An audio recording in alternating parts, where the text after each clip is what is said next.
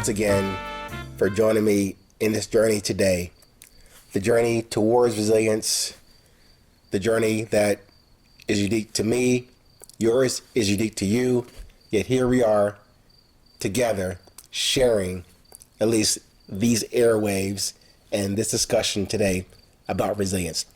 This is the fifth installment of the discussion I had with my buddy, my brother, Paco, and the subject for the past four, and this is the fifth one, called Core Competency for Friendship. Hope you enjoyed the previous ones.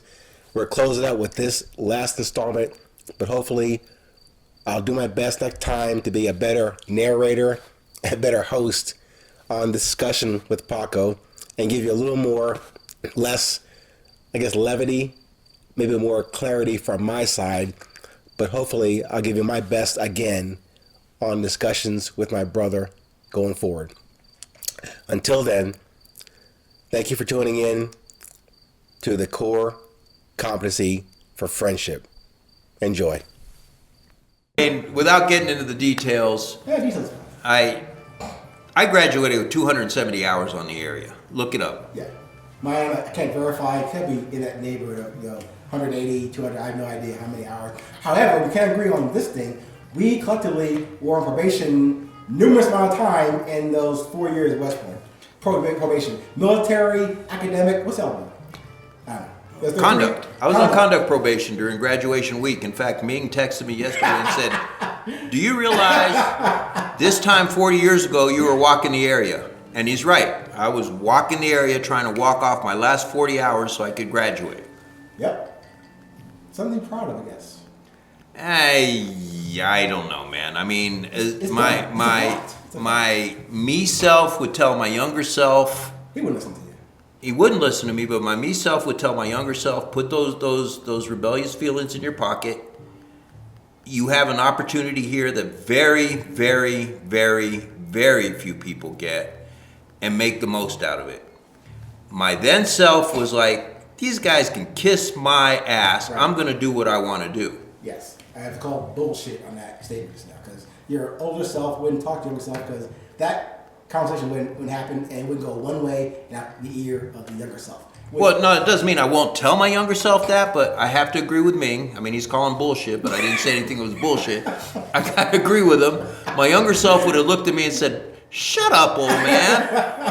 Yeah, again, I'm just saying. I mean, we have so much we can touch on and go into, but there's so many things we could touch on, but not everybody outside this world right now will understand our connection, our influences, our core competencies, our inside jokes that no one would get except me and lovely Sandra. But she's tired of hearing them too. She's tired of hearing those jokes, but we'll stop doing that. So let's focus on what the listener can take out of this. Focus. Damn, okay. Focus. Okay, all right. Are you focused? Yes, focus. Okay. You know, what are we talking about today? We're talking about core competencies. We're talking about resilience. Okay. And we really haven't talked about resilience, but we can hit that. Right now, we've talked about core competencies, yes, relationships, and friendships, and yes, what build them. Yes. And I think what built our friendship was a common core competency.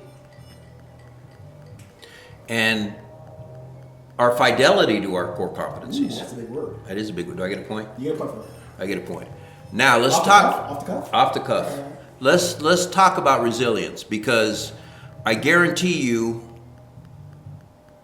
as ornery as Ming and I were, we had to have resilience. Yeah. There is no way we'd have got to where we were in this world, in this environment, in this society, without being resilient. So, we had a discussion many times before. Did we get here 40 years after we graduated, 43 years after we made each other? Did we get here despite ourselves or in spite of ourselves? All right, so that's grammatical. Yes. And it's English 101. Yes, I failed. Which I got a D. Yeah, I did too.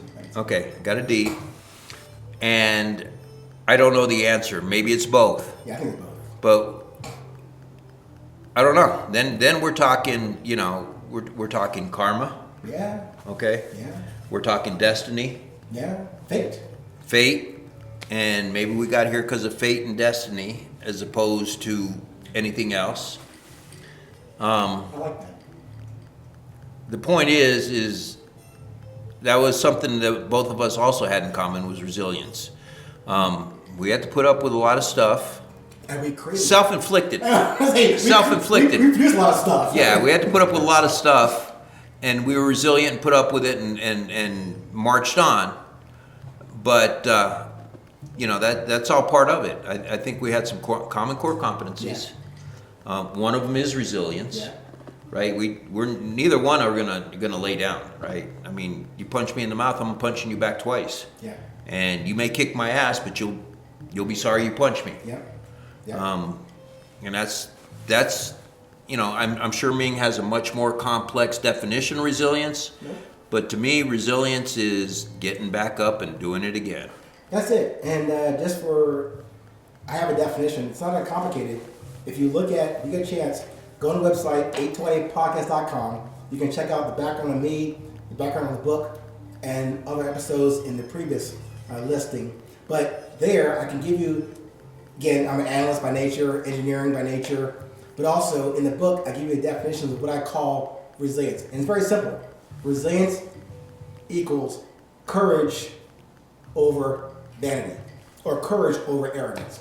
And courage is defined also further as courage is confidence and humility. Arrogance is composed of ego and fear. So I'm saying to be resilient, just for me, I consider and define resilience as just that, having more courage than arrogance in your daily, everyday activities. Which, to your point, is very simple. Able to push forward. No matter you get knocked down, it's all about going forward. You can't go back. You gotta go forward.